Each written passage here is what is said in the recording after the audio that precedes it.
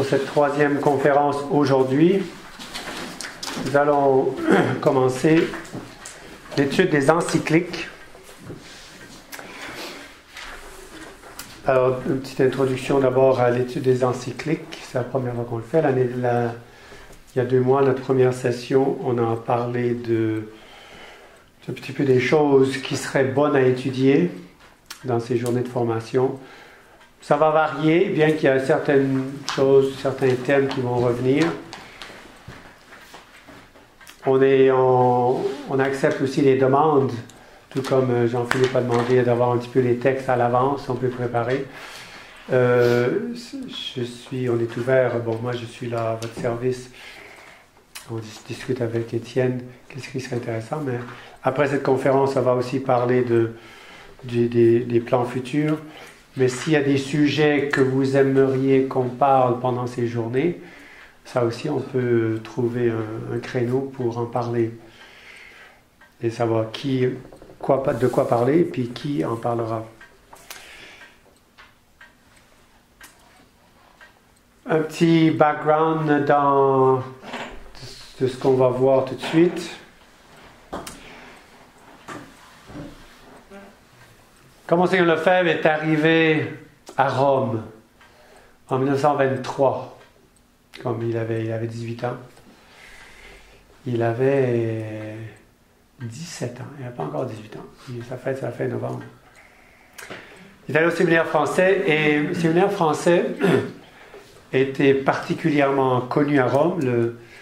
Depuis Père Le Floch, c'est 1870-80, je pense, qu'il a commencé dans ce coin-là. Et le directeur, c'était le Père Henri Le Floch, breton. Et un des cours qu'il donnait, qui est quand même assez particulier, je ne pense pas qu'il soit donné ailleurs, et je pense même qu'il ait été arrêté après quelques années. C'est un cours sur les actes du magistère. Par actes du magistère, on entend les encycliques des papes. Et l'idée qui était derrière ce cours, qui était donnée par le Père Le Floch lui-même, c'était un catholique, c'est quelqu'un qui pense catholique. Penser catholique, c'est quelque chose qu'on reçoit, c'est-à-dire c'est l'Église catholique qui nous dit comment penser.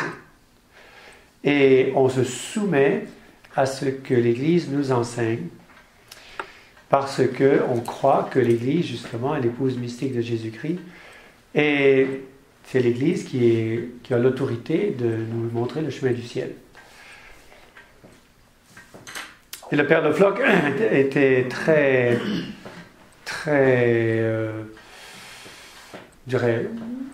intéressé et voulait fortement que ces séminaristes aient des esprits vraiment romains, catholiques romains. La particularité du Père Le Floch, ça a été non seulement d'enseigner, les papes ont fait des encycliques sur tous les sujets, ou énormément de sujets. Le Père Le Floch voulait que les séminaristes connaissent la doctrine catholique et les erreurs modernes contraires à la doctrine catholique qui mettaient en danger la doctrine catholique. Surtout, on parle en 1920, on parle de les 150 années avant, depuis la Révolution française. Donc, je donne quelques gros coups de pinceau là, pour vous situer un petit peu derrière ce qu'on va faire. Monseigneur Lefebvre a dit avec le sourire, quand il a commencé à suivre ses cours des actes du magistère, il dit, moi je pensais à 17 ans que, Monseigneur vient de la France, de la région de Lille, le nord de la France, je pensais que c'était une bonne chose que l'Église et l'État soient séparés.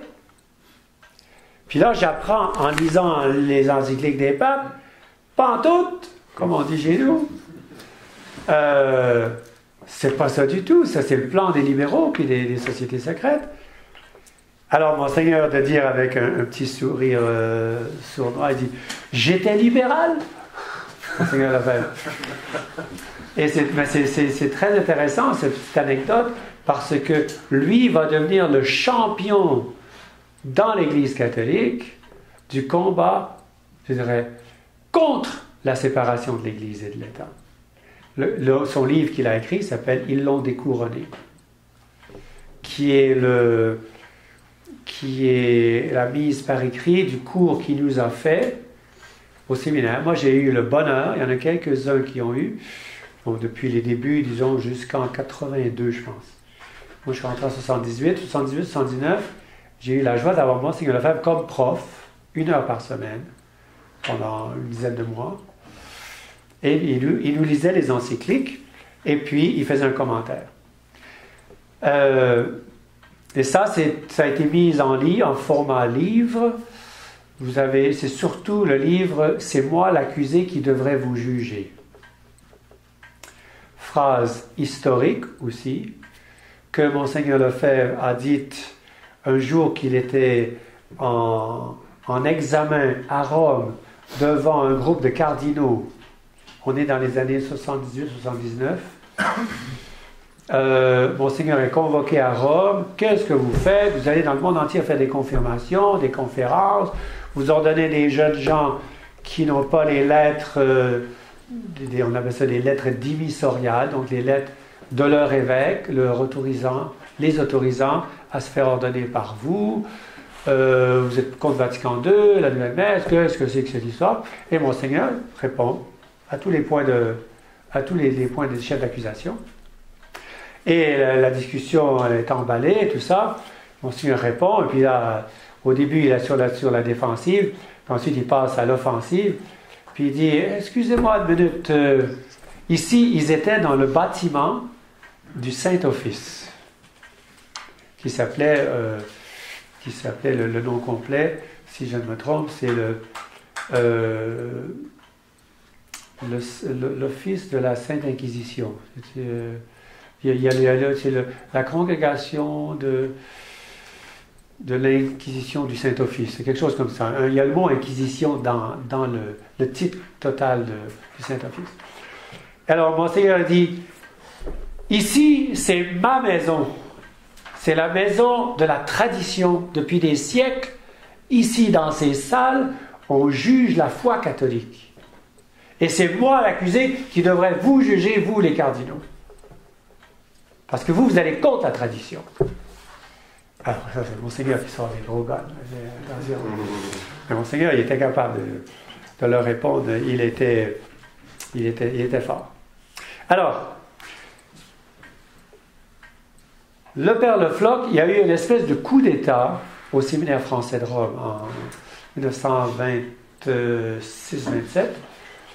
Pendant que Monseigneur Lefebvre, le jeune Marcel, faisait son service militaire, il était absent pendant 1 année, et les libéraux à Rome ont réussi à faire éjecter le Père Le Floch. Quand Monseigneur revient du service militaire, tout content de revenir, il dit, on a un nouveau directeur, qu'est-ce qui s'est passé? Et puis là, on lui raconte que les libéraux ont fait pression sur le pape Pie XI. On est en 1927, 26-27, je n'ai plus la date exacte, mais dans ce coin-là. Et le Père Le Floch est enlevé. À la place, on met un bon prêtre spirituel, j'oublie son nom. Et Monseigneur Lefebvre, le jeune Marcel, a remarqué qu'il continue à faire des conférences spirituelles, à parler des papes, mais il n'y a plus l'explication et la condamnation des erreurs modernes. C'est que du positif, si on veut, en langage simple. On ne parle plus des problèmes. On continue à parler de la foi, la doctrine, Saint Thomas, tout ça, mais on ne parle plus des erreurs modernes. Et ça a été une des premières, quand on parlait tout à l'heure de l'appréhension simple, ce concept que l'ennemi est rentré dans l'Église. Je vous dis, c'est un concept difficile à avaler. Mais le jeune Marcel Lefebvre, il l'a vu, il l'a vécu dans ses salles de classe, dans son propre séminaire. Il l'a vu bien qu'ils allaient étudier, lui il allait étudier à la Grégorienne. Et Monseigneur, c'est ce concept que l'Église est infiltrée. Et là, on parle de 1925. Saint-Pédis a condamné le modernisme en 1907, c'était 20 ans avant. Saint-Pédis a fait faire le serment anti-modernisme en 1910 aux directeurs, professeurs de séminaire. C'est qu'il y avait un problème. Il y avait un problème. Donc, et quand Monseigneur Lefebvre, en Afrique, il a été nommé, quand il est allé en Afrique, il est retourné en 29, il est allé en Afrique en 32, il a été nommé professeur de séminaire, et ensuite il était devenu directeur, ils étaient deux prêtres, un est parti, il a pris la place. Et tant au séminaire du Gabon, qu'ensuite au séminaire à Mortain, en France, en Normandie, 45 à 47, et ensuite quand il est retourné à Dakar, au Sénégal, de 47 à 51, dans ces séminaires, il faisait toujours ce cours des actes du magistère. Il faut connaître l'esprit de l'Église. Il faut connaître ce que les papes ont dit. Les papes sont inspirés et ils nous ont avertis des problèmes qui se passent aujourd'hui.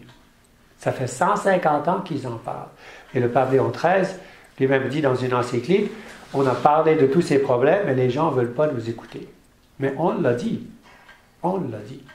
Alors, et ensuite, avec la Fraternité Saint-Pédis, ça a été bien sûr un des cours majeurs, tellement majeurs qu'il voulait qu'on reçoive, que lui-même a dit, moi je vais donner ce cours-là. Et il nous a donné l'esprit de l'Église romaine. Et tout à l'heure, dans la pause ou après coup, si vous voulez, je peux vous donner, si vous avez votre clé USB, on a, bon, le livre, on ne l'a pas ici, c'est, ça c'est le pastoral. Le livre, c'est moi l'accusé qui devrait vous condamner. On l'a peut-être en bas ici, je ne suis pas sûr, mais on peut le commander si on ne l'a pas. Mais je peux vous donner les enregistrements je crois qu'il doit y avoir une vingtaine de cours.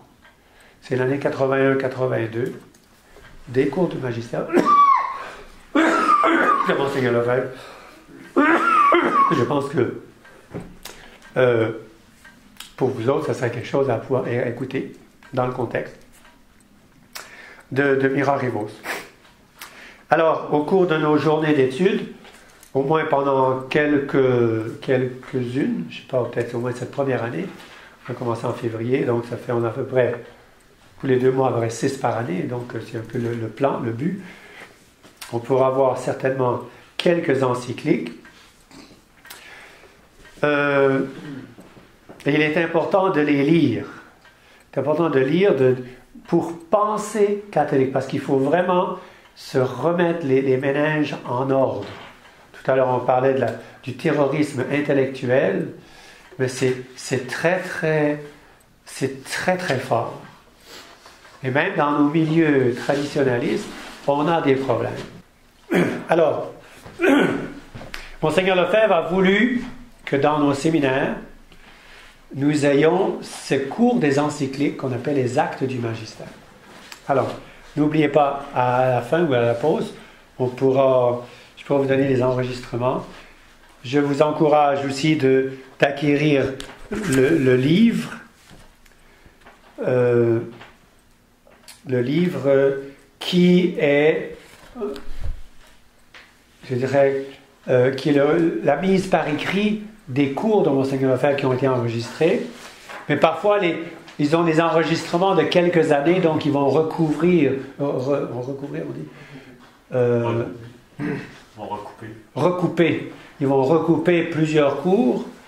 Par exemple, dans l'enregistrement que je peux vous donner, je suis allé voir pour Mira Rivos, pour aujourd'hui, je voulais écouter ce que Monseigneur avait dit, et il commence à en parler à la fin d'une conférence, puis on prend la conférence suivante, et puis il part sur le syllabus, puis Quanta Cura, donc il ne revient pas. Soit qu'il manque une conférence, soit que, parfois, Monseigneur faisait des voyages autour du monde, il revenait, puis peut-être qu'il sautait une coche, il passait un chapitre suivant. Bon. Alors, j'ai pris ça dans le livre. Donc, prenez le premier texte. Donc, vous avez 3 textes, je répète. Un texte qui vient, Monseigneur Lefebvre, qui résume l'encyclique Mirarivos. Vous avez le tableau en anglais, qui est le tableau, le plan de l'encyclique. Et puis, vous avez le texte de l'encyclique au complet. Donc, 3 papiers. Alors, vous autres, vous pouvez regarder ensemble. Non, là, celui de Monseigneur. Vous me le donnerez après, oui, mais pour tout de suite. Là. Alors, voyons un petit peu ce que Monseigneur dit. Alors, d'abord, les circonstances. On est en 1832. 1832, il y a un prêtre qui s'appelle Félicité de Lamennais. Vous avez son nom au 2e paragraphe.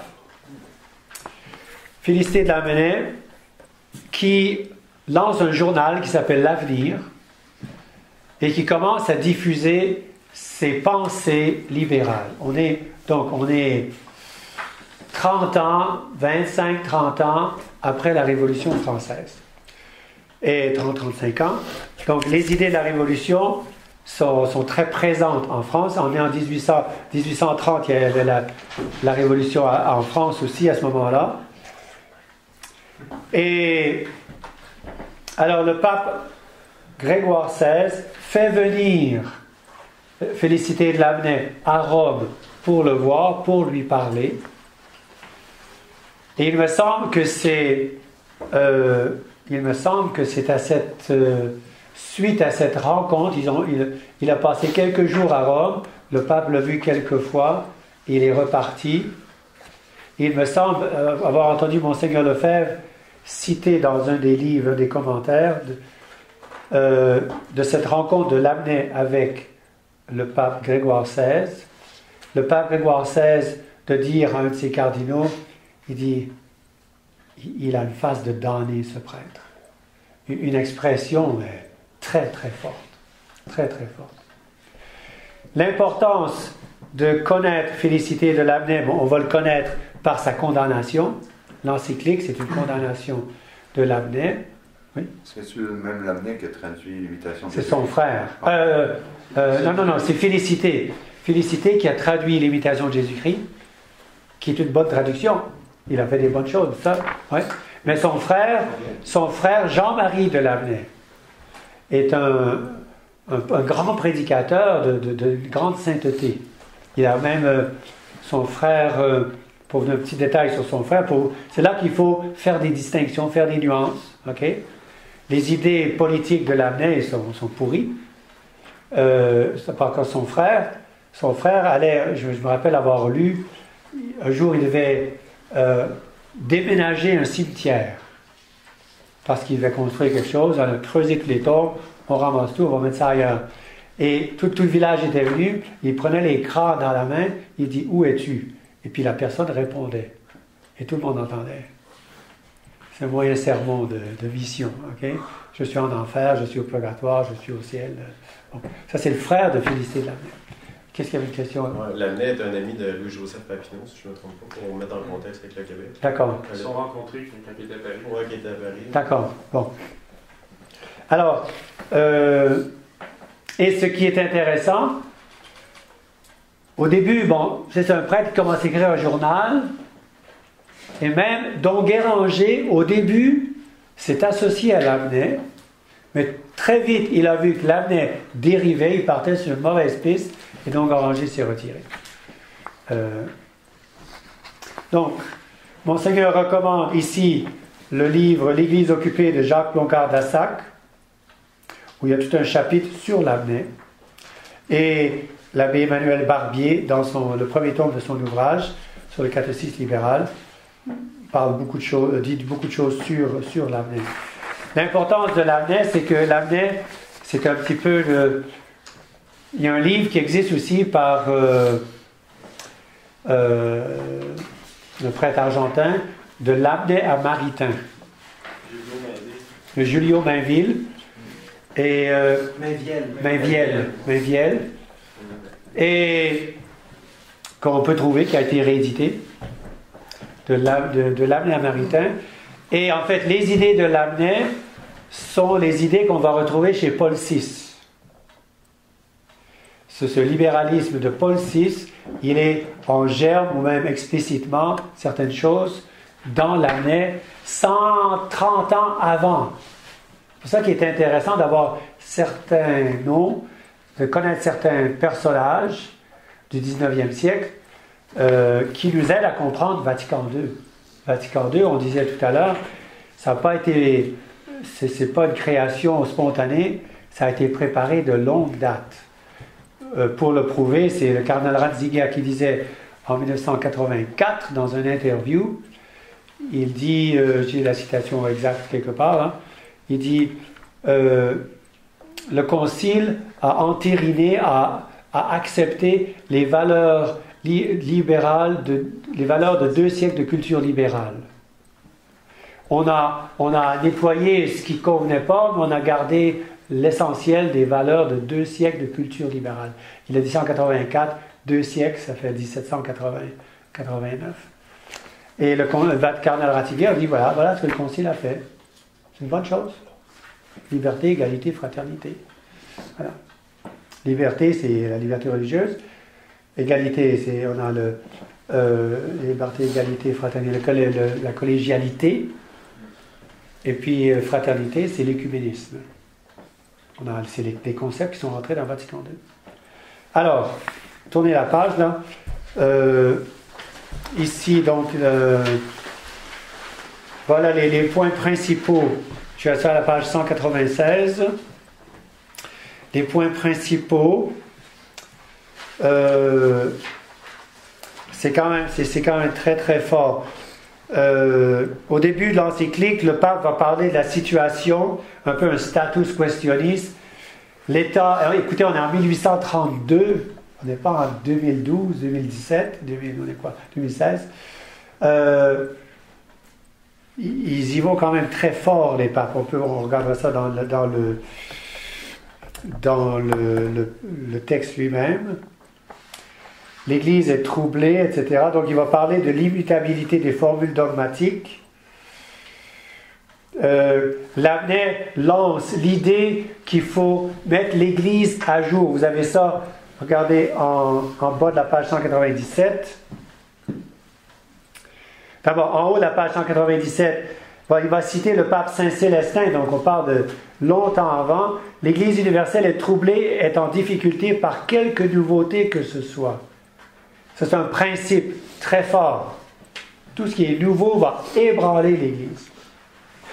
Et en bas, le dernier paragraphe, le pape Grégoire XVI va dire « Il est tout à fait absurde et souverainement injurieux pour l'Église que l'on mette en avant une certaine restauration et régénération comme nécessaire pour pourvoir à sa conservation et à son accroissement, comme si elle pouvait être censée exposer à la défaillance, à l'obscurcissement et à d'autres inconvénients de cette nature. » Et c'est ce qu'on appelle en italien aggiornamento, la mise à jour. Dans le mot aggiornamento, vous avez le mot giorno, donc à jour, ajournement. C'est la mise à jour. Et c'est exactement ce que Jean XXIII a voulu faire avec Vatican II, c'est mettre l'Église à jour, au goût du monde. Donc vous voyez, Grégoire XVI en 1832 condamne l'idée que l'Église doit s'adapter au monde moderne. Et le pape en 1950, en 62, dit il faut nettoyer un petit peu l'Église et l'adapter au monde moderne. Donc vous voyez, il y avait un principe, mais ils ont mis longtemps à ce qui rentre dans l'Église, parce que entre Grégoire XVI et Jean XXIII, il y a 130 ans, et il y a beaucoup de bons papes qui ont bloqué, qui ont bien compris. 199, vous avez la section suivante, l'esprit libéral, perpétuelle incohérence. Monseigneur dit la liberté religieuse a été condamnée par le pape Grégoire XVI. par le pape Pie IX et jusqu'à Vatican II. Alors, grosse question, justement, est-ce que faut-il obéir au pape antérieur ou obéir au pape d'aujourd'hui? C'est la question que Monseigneur a posée quand il était à genoux, je crois qu'il était à genoux, au pied du pape Paul VI, au mois de septembre, je crois que c'était le 10 ou le 11 septembre 1976, où Monseigneur a réussi à avoir une audience imprévue. Et Monseigneur dit, mais très Saint-Père, on a un dilemme mortel entre ou bien on obéit à vos prédécesseurs, tous vos prédécesseurs, et là on ne peut pas vous obéir, ou bien on vous obéit, mais il faut contredire vos prédécesseurs qui ont condamné ceux qui ne leur obéissaient pas. Réponse du pape, on n'a pas le temps maintenant de discuter ces questions théologiques. C'est pas vraiment une réponse.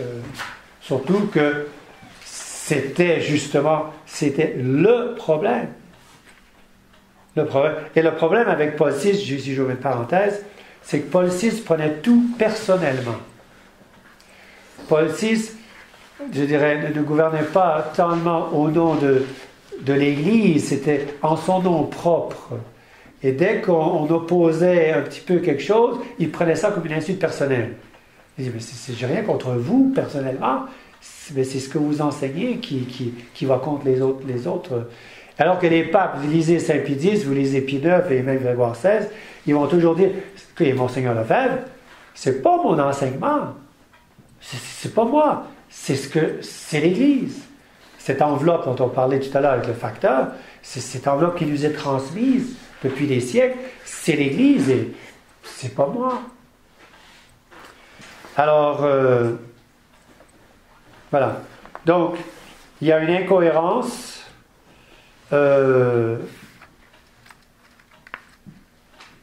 Et troisième partie, donc, Monseigneur dit, nous combattons le libéralisme, nous sommes anti-libéraux, profondément,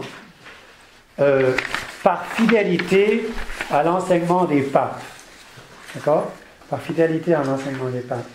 Et il dit, vous voyez, c'est très important ici, en haut de la page 200, le deuxième paragraphe, intimement, nous sommes avec le pape dans la mesure où il est antilibéral, où lui-même veut combattre le libéralisme qui est dans l'Église.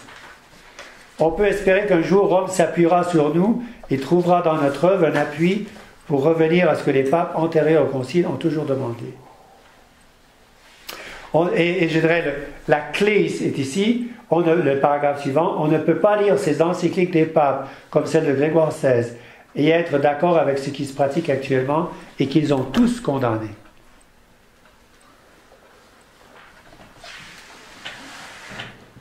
Alors, c'est ce problème devant lequel on se trouve.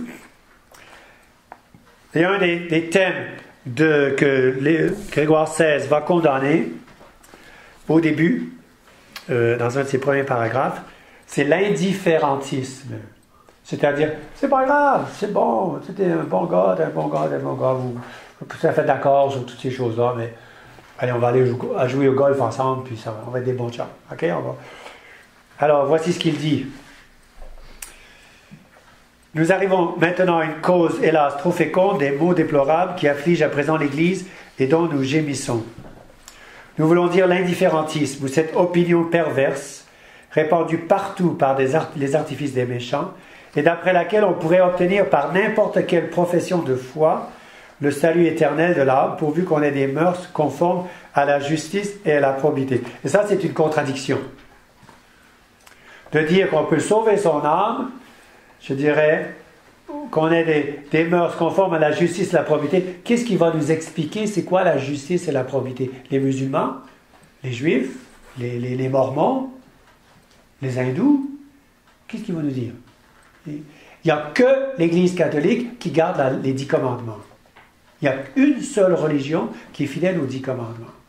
On ne peut pas demander aux autres religions de m'aider à sauver mon âme s'ils ne sont même pas capables, en tant que religion, d'observer les 10 commandements. S'ils disent que la contraception, l'avortement est permise. l'Église d'Angleterre, les Anglais disent, oui, bon, c'est permis dans certains cas. L'homosexualité, tout ça, c'est pas possible. C'est une contradiction. Le libéral est profondément incohérent. C'est le terme du cardinal Bio, pas Vio, mais Bio avec un B. L'incohérence. C'est oui et non. Oui et non. Oui et non. C'est du... On continue. Il nous sera sans doute facile, dans une matière si claire et évidente, de repousser du milieu des peuples confiés à vos saints une erreur si pernicieuse. L'apôtre nous en avertit, il n'y a qu'un Dieu, qu'une foi, qu'un baptême. Qu'ils tremblent donc tous ceux qui s'imaginent que toute religion conduit par une voie facile au port du bonheur éternel, qu'ils réfléchissent sérieusement sur le témoignage du Sauveur lui-même, qui sont contre le Christ dès lors qu'ils ne sont point avec lui.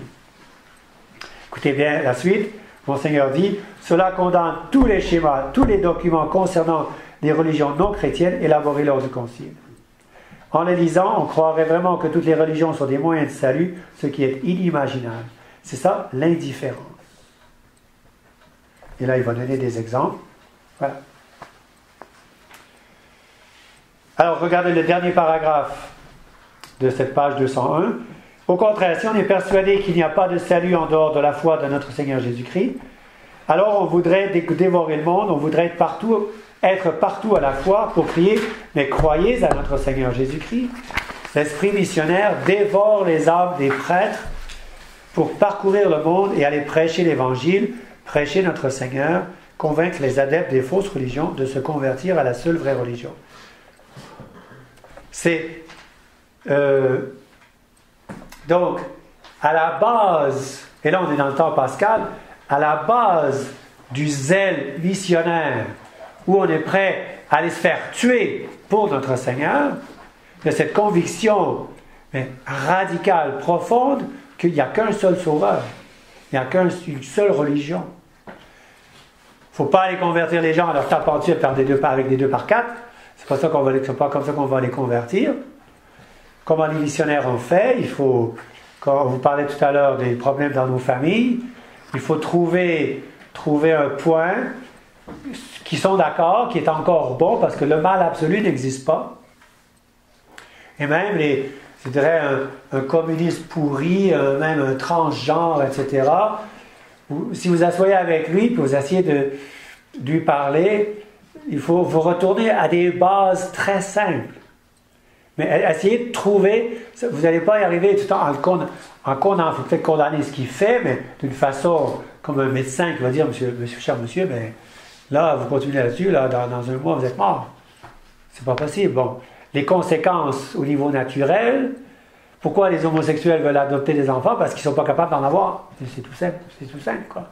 C'est pas naturel. Donc, les conséquences, et même psychologiques, toutes les études qui ont été faites, mais je dirais, même sans rentrer tout de suite à fond dans des sujets très, très courants, contemporains, mais repartez sur des notions de est-ce que vous êtes d'accord que ça c'est un verre d'eau? Bon, on part à la notion de vérité. Un jour on fera une conférence là-dessus. La vérité, on en a parlé un petit peu en disant ce matin par l'idée doit correspondre à la chose. Donc là vous regardez ça, vous avez l'image d'un verre d'eau. Si vous m'avez vu prendre de l'eau au robinet, à moins que ce soit du vodka, je ne sais pas si dans l'école les robinets en Russie peut-être, mais pas ici. Mais je dirais, la vérité, c'est la soumission à la réalité. Les gens, on a mis les fondements tout ce matin quand on a parlé du concept et de l'idée qui est le signe de la chose. Donc, mais il faut partir sur des... C'est pour ça qu'il ne faut pas y aller avec vos gros sabots quand vous parlez avec les gens. Essayez de les comprendre, essayez de voir un peu où ils sont. Tout dépend de la conversation que vous avez, bien sûr. Si vous avez, comme Marine Le Pen, un journaliste là, qui vous raconte des choses, alors là, vous pouvez leur rentrer dedans, peut-être. Bon. Mais je dirais, si vous êtes avec un ami d'enfance, un ami qui parle avec lui, mais essayez de trouver un point sur lequel vous êtes tous les deux d'accord. Essayez de bâtir à partir de là. Question. Moi, je suis en train de lire l'autre paragraphe que vous avez sauté, là, sur... À quelle page? À la page 201, l'avant-dernier paragraphe. Justement, il parle en fait, de la déclaration sur les relations avec les religions non chrétiennes. Oui. Justement, ils reconnaissent, on va dire, les autres religions et ça remet en cause l'esprit de missionnaire, on va dire. Voilà, mais j'en suis là. Alors, en disant, mon Seigneur était un missionnaire toute sa vie. Ouais. Et dès les années, il semble que le premier acte qu'on a de Monseigneur Lefebvre, où il commence à attaquer un petit peu l'esprit libéral, c'est lorsqu'il était à Mortain, en Normandie, entre peut-être 46 ou 47, où il voit un article du père de Lubac, qui dit, dans une revue religieuse, là, pour les prêtres, il dit, ouais, c'est vraiment pas nécessaire de baptiser tout le monde, on peut quand même aller au ciel si on n'est pas baptisé. Il fait un énoncé comme ça. Et Monseigneur va dire, quoi? Il dit, mais avec des énoncés pareils, ça va détruire toutes les missions. Parce que s'il n'est pas nécessaire d'être baptisé pour aller au ciel, il suffit de dire aux gens, ben, soyez des bons bouddhistes, des bons musulmans. Mais pourquoi je devrais me sacrifier ma vie à l'autre bout du monde alors que je peux rester chez nous, puis de toute façon, ils vont aller. Alors, d'accepter ces idées, cet indifférentisme, et c'est ce qui se passe aujourd'hui, ça a détruit toutes les communautés missionnaires, ça a détruit les vocations, parce qu'il n'y a plus le désir d'aller porter la bonne nouvelle à ces gens qui sont dans l'erreur. En fait, c'est un peu le concept laïque, en fait, de laïcité, où on va dire, on reconnaît toutes les religions. Parfait, exactement. Par rapport à ça. Exactement. Mais aujourd'hui, on n'arrête pas notamment en France. Mais partout, au Québec, c'est pareil. C'est tout le monde, les valeurs de la République, l'égalité, fraternité. On est au naturalisme, il n'y a plus de surnaturel. C'est une religion, une philanthropie. Soyez gentils les uns avec les autres, au niveau social.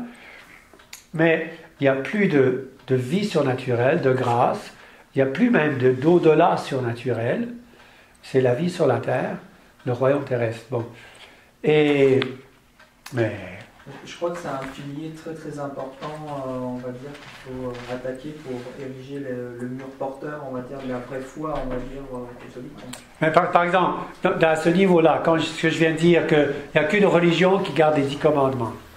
Donc, alors, et vous pouvez avoir ces discussions, ça arrive assez fréquemment. Alors, c'est quoi le ciel? C'est le royaume de Dieu. Pour aller au ciel, il faut avoir la vie de Dieu, la grâce.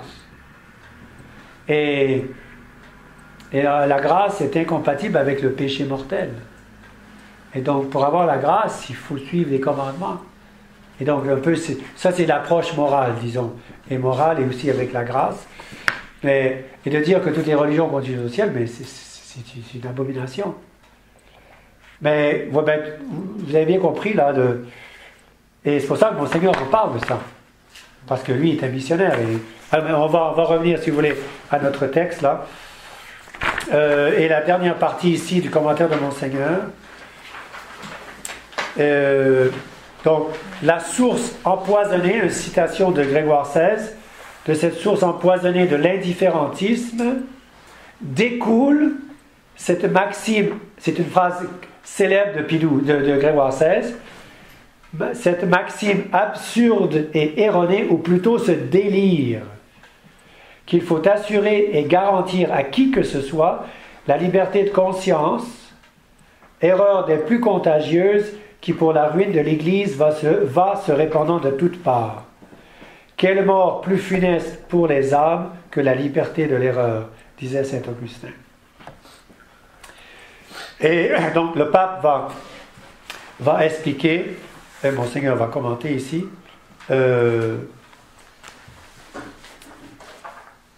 donc la liberté de conscience, ça va revenir, par exemple à Vatican II, on va parler dans le document Dignitatis Humanae, c'est le document sur la liberté religieuse, on va dire que l'homme, par sa création, par sa naissance, l'homme a le droit à la liberté de conscience.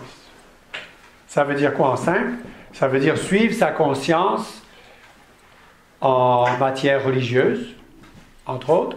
Donc, si moi, ben, je suis né dans une famille musulmane, ou juive, ou protestante, ben, je suis ma conscience, et puis j'ai un droit à suivre ma conscience. En privé et en public. Alors, comme on a dit en logique, il faut faire des distinctions. Okay? On ne peut pas forcer quelqu'un à devenir catholique. Okay? On ne peut pas forcer la volonté, l'acte de foi d'être libre. Mais on peut empêcher quelqu'un à promouvoir les erreurs. Et on pose la question, on en parlera, là aujourd'hui je donne, c'est un départ, mais la liberté, donc, puisqu'on y est, ok? On a parlé la dernière fois, mais je l'aurais écrit, ok? Liberté, on distingue habituellement, de façon classique, ok? On a la liberté physique, la liberté psychologique,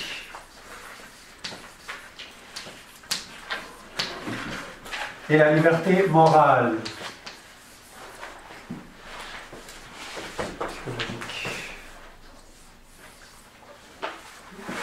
Donc, alors, est-ce qu'on parle du prisonnier, un gars qui est en prison? Est-ce qu'il a la liberté, est-ce qu'il est libre, le prisonnier, le gars en tôle? Qui est libre? Physiquement, non. Alors, c'est une question, il faut distinguer. OK, il faut distinguer. Alors, est-ce qu'il est libre physiquement? Non, il est derrière les barreaux. Est-ce qu'il est libre psychologiquement? Oui. Il faut définir. Ça veut dire quoi psychologiquement? Il peut chanter ou peut se taire, il peut prier ou il peut maudire, il peut sacrer, il peut penser à sa femme ou penser ce qu'il... Psychologiquement, il peut faire des choix, puis même s'il est attaché sur le mur, etc., il reste toujours une liberté dans son âme, dans sa volonté, de penser à ceci ou cela. C'est ça la liberté psychologique. Parce que tant qu'on ne voit pas Dieu face à face, le bien infini, la volonté est libre. Vous avez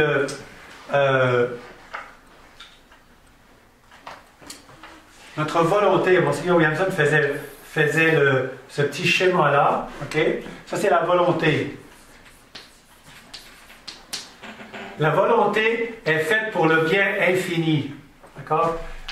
On veut le bonheur infini. Quand on verra Dieu face à face, on ne pourra plus commettre de péché. On ne pourra plus dire non au bon Dieu parce qu'on va être saisi et ça va être le bonheur parfait.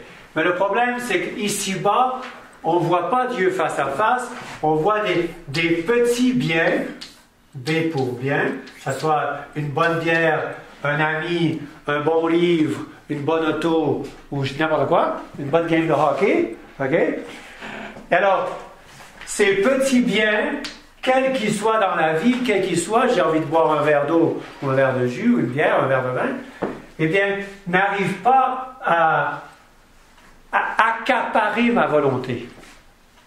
Ma volonté, elle en veut tellement, puis ça, c'est un petit bien de rien du tout. Donc, c'est pour ça que je reste libre de choisir différents biens. C'est ça l'origine de notre liberté. La volonté, elle est faite pour le bien infini. Le bien infini. Okay? Et autour de nous, on ne voit que des biens particuliers. Des petits biens. Qui sont... C'est comme un aimant. Vous savez, un aimant, un gros aimant. Bon.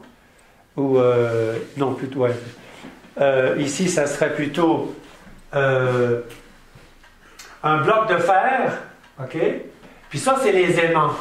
L'aimant du bon Dieu, c'est le seul qui arrive à tirer le bloc de fer complètement. Les autres ne sont pas capables de le tirer complètement. Alors, c'est ça là. Donc, le prisonnier, est-ce qu'il a la liberté psychologique? Oui, la liberté psychologique, c'est de choisir entre différentes choses. Et ça, les animaux ne l'ont pas. Et puis les anges ne l'ont plus dans le sens où ils l'ont plus, c'est-à-dire, ils ont fait un choix quand ils ont été créés. Vous voulez me servir ou pas, oui ou non? Mais maintenant, ils voient Dieu face à face, c'est-à-dire, ils sont libres. Au ciel, on est libre d'aimer Dieu à 100%. Le bon Dieu est libre. C'est pas parce qu'il est infiniment bon qu'on est plus, je dirais, qu'on est plus libre. N'empêche qu'on ne voudra rien d'autre, rien en dehors de Dieu. Donc, est-ce que vous avez compris ça? OK? Ça, c'est l'origine, si vous voulez, de la liberté au niveau psychologique. Donc, le prisonnier en prison, est-ce qu'il a la liberté psychologique? Oui. Est-ce qu'il a la liberté morale? Oui, voilà. Alors, ça veut dire quoi? Il peut être aimable ou non avec ses co-détenus. Est-ce que... Ben, je suis content que tu aies dit ça, OK? Il peut continuer à voler, il peut continuer à être mauvais. Alors, là, on en arrive à la question. Alors, ici, si vous voulez, il y a le... en français, on dit... OK. Peut-il, c'est la question qu'on va se poser, et ou a-t-il le droit? Oui, en anglais, c'est can he or may he? C'est-à-dire, c'est ça. Est-ce qu'il a la faculté, est-ce qu'il a le droit, est-ce que le prisonnier a la liberté morale de sacrer en prison? Non. Oui. Tu peux le faire en dedans de lui. Tu peux le dire tout beau. Je repose la question. Répondez-moi avec les trois sortes de liberté. Est-ce que le prisonnier je repose la question différemment, que le prisonnier a la liberté de sacrer en prison? Non. Ça dépend. Il n'y a pas le droit, mais il peut. C'est ça la liberté. Alors, non. La liberté morale. donc, il ne faut pas dire non. Avant de dire non, Moralement, il n'y a pas le droit. pourquoi il n'y a pas le droit? Ben, parce que c'est blasphémé, tout simplement. C'est ça. Est-ce qu'on a le droit? Parce que la liberté morale, c'est justement faire le bien. C'est ça, la vraie liberté, c'est faire le bien. Est-ce qu'on a le droit de faire le mal? C'est la licence, non? Non. Aussi, là. La différence entre la licence et la On peut le liberté. faire, mais on n'a pas le droit. Voilà. Donc, est-ce qu'il a le droit de sacrer en prison? Alors, dis un instant. Il peut le faire psychologiquement, mais s'il le fait, ça va être un péché.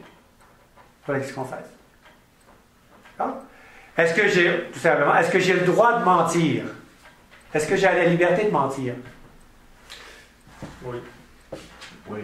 Des fois, Toujours des Ah? yeux Est-ce que j'ai la liberté de mentir? Tu as le droit, oui. J'ai le droit de mentir. La liberté te le permet. Quelle liberté? Le libre arbitre, mais c'est ta décision. Mais, C'est pas la- donne-moi une réponse catholique. C'est incomplet. Donc, il n'y a plus de péché. Si j'ai le droit de le faire, j'ai plus de péché. C'est toujours en référence à quoi? Il peut le faire. Il peut le faire, mais il ne le fera pas. C'est ça. Moralement, Psychologiquement, oui, je peux le faire. Mais moralement, Ah, ok. si je le fais, il faut que j'aille me confesser. Et il n'y a que le bien qui a des droits. Le mal n'a pas de droit. Là, on est au fond de la doctrine catholique. Parce que c'est la loi naturelle. Parce que La morale, ça rattache à la raison. la morale se rattache à la loi naturelle qui vient de Dieu. C'est ça. Le bon Dieu a mis des règles. Et la grandeur de l'homme, c'est d'utiliser son libre, la psychologique, c'est le libre arbitre. Okay? D'utiliser mon libre arbitre pour faire le bien, et uniquement le bien. Jamais faire le mal. Pourquoi on va se confesser? Parce qu'on fait des choses qui ne sont pas morales. On se met en colère, qu'on prenne un coup, qu'on regarde des choses sur Internet. On le fait, mais on n'a pas le droit de le faire. Et le droit ici, c'est parce qu'au niveau moral, je dirais, ça va contre ce qui est inscrit dans la nature. Et là, on peut passer en revue les 10 commandements. Alors, on termine cette question de Mirarivos. C'est une présentation. On parlait de la liberté, les différentes libertés, qu'il faut vraiment être, que ça soit clair dans nos têtes, dans vos têtes. On parlait du prisonnier, est-ce qu'on a le droit de sacrer, est-ce qu'on a le droit de faire le péché? On peut, c'est-à-dire qu'on a la liberté psychologique. Okay? Oui, on a la liberté psychologique, mais on n'a pas la liberté morale de faire le mal. Et quand on a expliqué ça, comme on l'a fait là rapidement, Monseigneur en parle, et il en parle ailleurs, le pape va en parler aussi, on passe, et c'est pour ça qu'il dit qu'une conséquence de l'indifférentisme, c'est de dire que toutes les religions sont égales, donc il faut donner la liberté à toutes les religions, c'est-à-dire que l'Église catholique a le droit de pratiquer son culte et d'enseigner sa doctrine selon les lois catholiques. Les bouddhistes peuvent le faire selon les lois bouddhistes, les musulmans aussi, les hindous, les païens dans la jungle, etc. Et là, il dit, wow, là, ça va plus, là. Ça va plus. À Vatican II, par exemple, et un des points de beaucoup de grosses discussions avec les autorités à Rome, avec Jean-Paul II, Monseigneur Lefebvre et Jean-Paul II, maintenant avec le pape Benoît XVI et François, eh bien, est-ce que il y a un droit naturel, là le mot, ici ils vont jouer sur le droit naturel à une fausse religion? Est-ce qu'on a le droit de rejeter Jésus-Christ? Parce que maintenant l'islam rejette que Jésus-Christ soit le Fils de Dieu. Donc, est-ce qu'ils ont un droit naturel? C'est-à-dire, est-ce que non seulement est-ce que Dieu peut le permettre? Il le permet, oui. Mais est-ce que Dieu peut leur dire, c'est très bien, vous avez le droit de faire ça? La réponse est non. Tout comme ils n'ont pas le droit de mentir, on n'a pas le droit de mentir, pas le droit de voler, pas le droit de blasphémer, on n'a pas le droit naturel, c'est-à-dire donné par la nature, d'offenser Dieu. Et au Vatican, il y a eu un gros débat là-dessus. Ils ont dit, bon, c'est pas un droit positif, c'est un droit négatif. Hein? Oui, le bouddhiste a le droit à ne pas être empêché de pratiquer son culte. Droit négatif, c'est le droit à... Tu n'as pas le droit de m'interdire. C'est ça que ça veut dire. Le droit positif, c'est moi je peux le faire. Droit négatif, c'est vous me dites, tu n'as pas le droit de le faire, tu n'as pas le droit de m'interdire. Donc j'ai un droit à ne pas être empêché. Et la réponse est non. Un État catholique, un gouvernement catholique, une société catholique, selon la loi naturelle, peut empêcher les fausses religions. Et non seulement, je dirais, et s'il faut, pour le bien commun de la société, s'il faut, le gouvernement, le président, le roi, peut tolérer un culte. Il peut dire aux protestants, vous avez une église là, faites votre culte, mais je vous interdis de faire du porte-en-porte, d'avoir un poste de radio, une télévision, d'avoir un journal. Faites votre culte et laissez-nous tranquilles. On vous tolère. Hein? Question?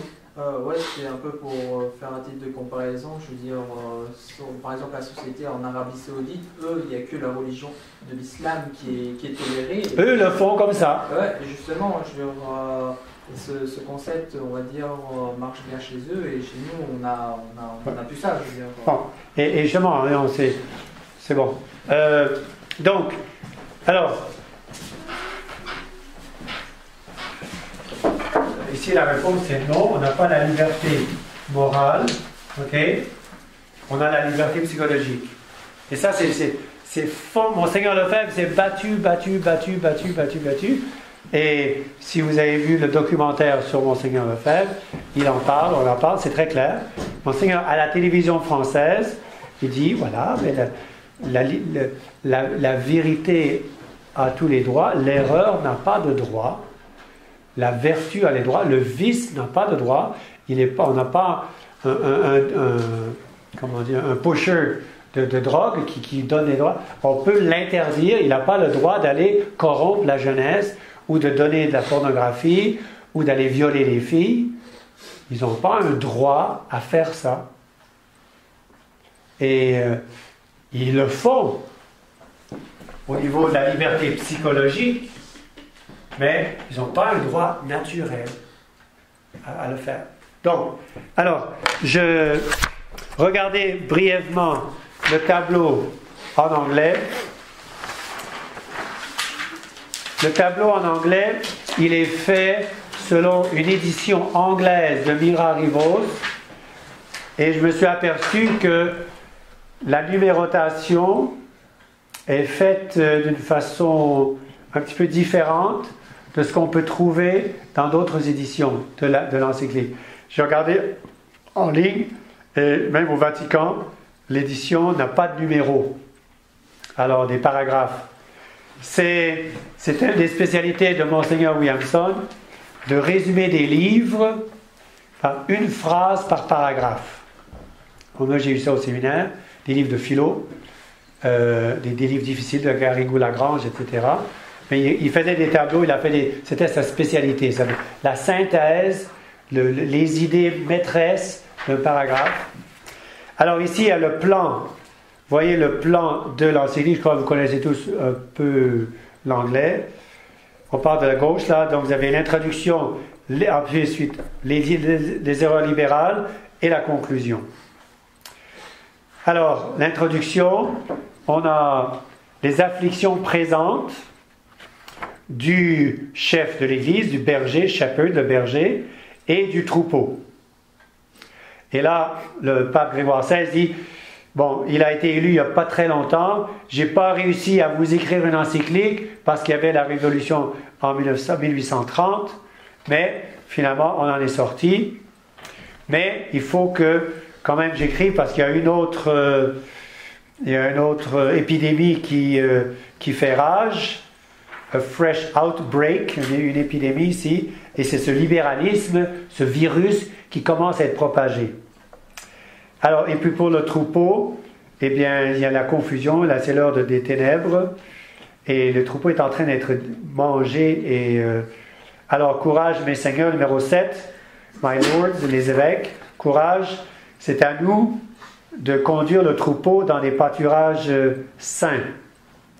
Et là, vous avez ensuite, on retourne à gauche, les erreurs libérales dans l'Église et puis dans le monde. Dans l'Église, des erreurs sur la foi. Le numéro 8, on l'a vu, c'est cette idée que l'Église doit s'adapter au monde. Alors que la réalité, c'est le contraire. C'est le monde qui doit se convertir à l'Église, qui garde la foi pour être sauvé. Et là, les remèdes, paragraphe 9.1.2.3, fidélité au siège de Pierre, fidélité au dépôt de la foi et l'obéissance dans la hiérarchie. Il va développer ça. Donc, erreur libérale dans l'Église, donc par rapport à la foi, par rapport à la discipline, la tradition, le célibat, le mariage. Et donc, il va traiter de chacune des choses. Mais c'est intéressant, regardez numéro 12. On a en 1830 des attaques contre le célibat sacerdotal. C'est pas nouveau, ça. Il faut détruire le prêtre. Si on arrive à détruire le prêtre, on aura la paroisse, on aura tout le monde. Je ne sais pas si c'est à vous que je disais, quand je suis rentré au séminaire en 78, donc dans les années 60, fin 70, début 80, je ne me rappelle plus exactement la date, mais il y a des fidèles de Genève qui sont venus à Écône. Écône de Genève, c'est 1h30 en auto. Ils sont venus à Écône, puis ils ont parlé d'une paroisse à Genève, donc dans les années 70, 75, où 7 curés à la suite se sont mariés. Imaginez les gens, qu'est-ce qu'ils pensent des prêtres? C'est tous des hypocrites. Ils ont tous des affaires, ils ont tous des blondes. C'est fini. Ces gens-là, ils ne croiront plus jamais qu'un prêtre peut être chaste. Alors qu'en Afrique, je crois que c'est Monseigneur Lefebvre qui raconte l'histoire. Dans un village en Afrique, les missionnaires arrivent, et puis il y avait un jeune garçon d'une dizaine d'années qui observait les Africains, les missionnaires. C'est drôle, ils n'ont pas de femmes, eux autres. C'est drôle. Je me demande si la nuit, ils ne sortent pas pour aller voir des filles. Alors lui, il allait se caser en dehors du presbytère, puis il passait la nuit à regarder si les prêtres ne sortaient pas pour aller voir des filles.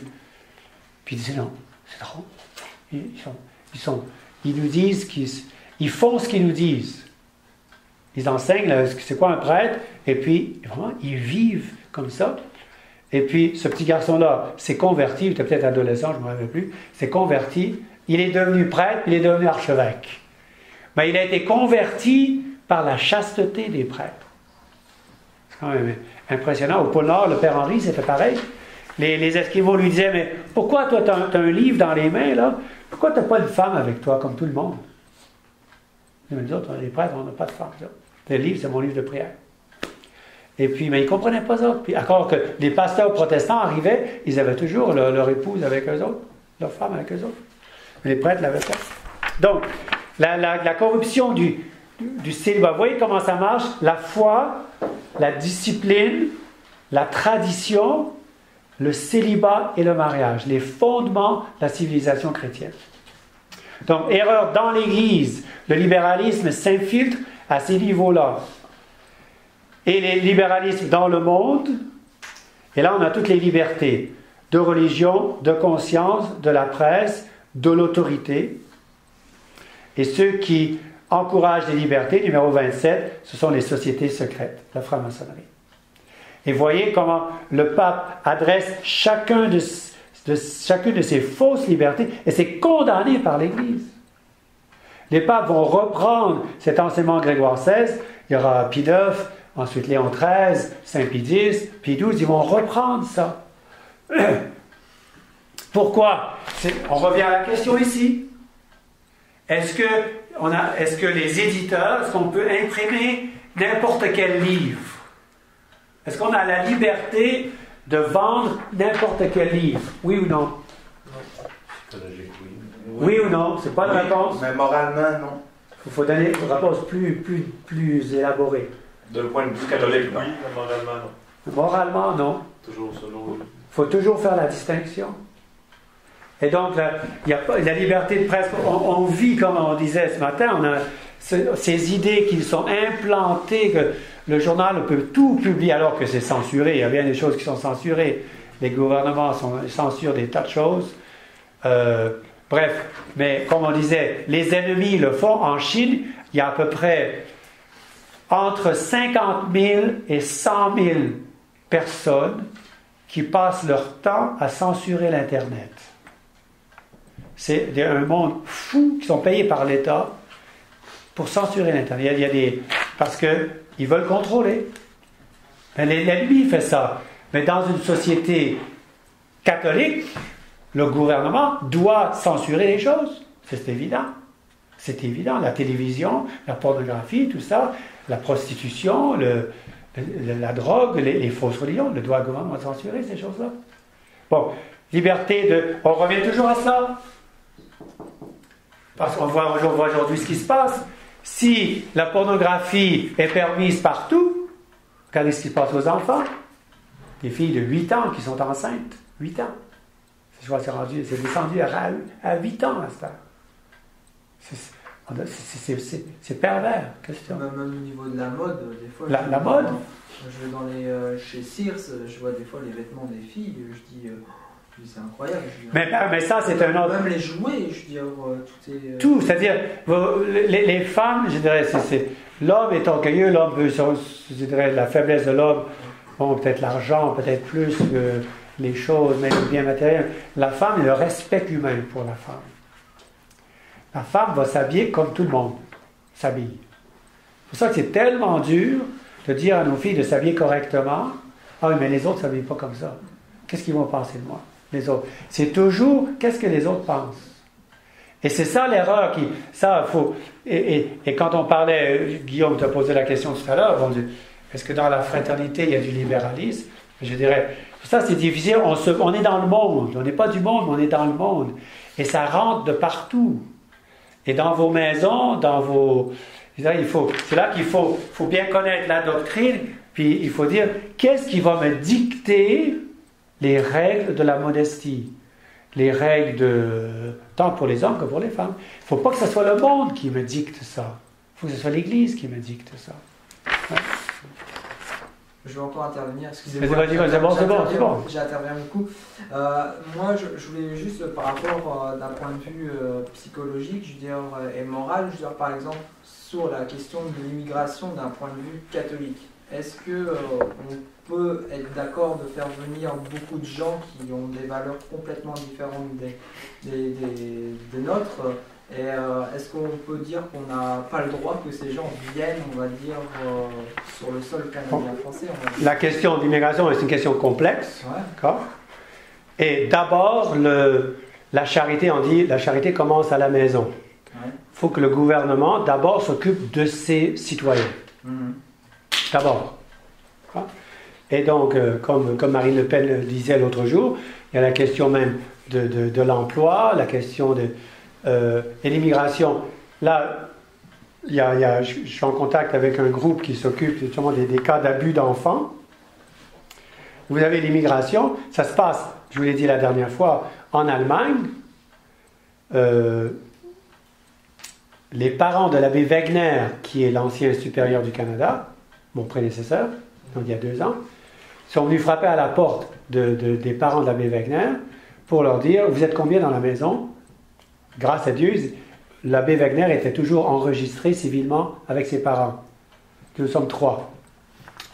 Sinon, on vous aurait imposé une famille d'immigrés. Imposé. Vous devez... 2017. C'est le gouvernement qui dit, vous devez prendre une famille d'immigrés chez vous. Vous aussi. S'installer dans ta maison lui-même? Oui, monsieur. Ah ouais. C'est la charité socialiste. Welcome. Votre maison est beaucoup trop grande, vous devrez la partager avec... Mais c'est ça l'immigration. Mais c'est de la folie. Et moi, ce groupe qui s'occupe pour protéger les enfants, ils ont lancé des alertes. Attention, vous recevez des gens chez vous qui sont pas du tout aux mêmes valeurs. Et moi, je l'ai vu en Asie aussi, la question de l'inceste ou la question de les abus d'enfants, entre enfants, c'est abominable. Et alors, on ouvre nos maisons, mais ils veulent détruire la chrétienté, détruire l'Europe. Ils ont la clé maintenant pour détruire l'Europe avec l'immigration. Donc, je résume parce qu'on ne veut pas être trop long non plus, mais il y a des règles catholiques, je dirais, mais c'est le bien commun. Et le bien commun de l'État peut très bien dire, comme ils font en Pologne, au Danemark et dans beaucoup de pays d'Europe maintenant, ils disent, on en va en place. Ou bien, au Danemark, ils ont dit, il faut que vous parliez danois couramment pour venir ici. C'est toutes les langues les plus dures à apprendre. Okay. Alors, ils mettent des conditions impossibles. Je dis, non, écoutez. Impossible. Presque impossible. Très difficile. OK? Donc, mais c'est le bien commun. Et là, c'est le Big Brother qui est en train d'envahir. L'abbé Bouchacourt a fait un excellent texte sur l'immigration. Dans Fidelitaire, c'est dans il y a partout, un peu sur Internet. Bon, d'accord. J'avais vu aussi, je crois que c'était un évêque qui disait, je ne me rappelle plus où est-ce que j'ai vu ça, mais qui disait, qui adressait un message, je crois que c'est quelqu'un qui venait d'Afrique, qui disait aux migrants, on va dire, qui veulent aller en Europe ou dans d'autres pays, parce qu'en ce moment c'est la mode, il disait restez chez vous, il n'y a que chez vous vous pouvez être heureux, on va dire. Et en fait c'est vrai, parce que on peut s'égarer un petit peu sur l'immigration là. Non, mais le patriarche de Syrie a dit il faut arrêter ça, le pays est en train de se saigner. En plus. Bon, mais alors revenons et terminons cette encyclique. Vous voyez un petit peu comment l'encyclique est construite et comment le pape touche vraiment tous les problèmes. La presse, la religion, la liberté de religion, de conscience, la presse, liberté de l'autorité. Il donne toujours les erreurs et les réfutations. Et comment l'Église, qu'est-ce que l'Église a fait? Par exemple, 18, 19, 20, la question des livres, les mauvais livres, brûler les livres, l'index, condamner les livres, censure des livres. Paul VI a enlevé l'imprimature, par exemple, après Vatican II. On n'a plus besoin d'imprimature dans les livres. Les gens sont adultes, suffisamment adultes pour comprendre ce qui est bien, ce qui est mauvais. C'est de la folie. Okay. Ensuite, vous avez la liberté de l'autorité, c'est la révolution, la notion d'obéissance. Ensuite, les libéraux, numéro 25, veulent subvertir, veulent renverser toute autorité, vraiment. Quelle est la devise de Lucifer? Je ne servirai pas. Et ça, on retrouve ce venin partout dans le libéralisme. C'est une autre définition du libéralisme par de Shannon Roussel, qui dit le libéral, c'est un fanatique de l'indépendance. Indépendance à tous les niveaux. On en a parlé un peu la dernière fois. Oui, la dernière fois, on en a parlé. Alors, et à la fin, la conclusion, eh bien, exhortation aux chefs religieux, 28, aux évêques, exhortation aux chefs civils, les princes, défendez vos royaumes, défendez la foi, puis invocation à la Sainte Vierge, Saint-Pierre et Saint-Paul. C'est une encyclique magistrale et qu'il faut connaître. Et là, on va terminer ici pour ce troisième cours. Mais il faut que vous fassiez vos devoirs. C'est dans Tradition Québec, je dirais, on vous réunit, vous venez de différents endroits, mais il faut qu'on va en parler maintenant, qu'entre nos réunions, vous ayez une liste de lecture, des choses à faire pour vous éduquer. En une heure, on donne des pistes, on fait un petit peu, mais ça c'est pas assez. Vous devez vous former. On peut s'écrire, vous lisez ça, vous ne comprenez pas un paragraphe, écrivez-nous, on va vous donner des réponses. Il faut qu'il y ait des échanges entre les réunions de formation. On vous donne les enregistrements, écoutez en voiture, il faut se former, il faut s'imprégner de doctrines solides, de catholiques, pour penser catholique.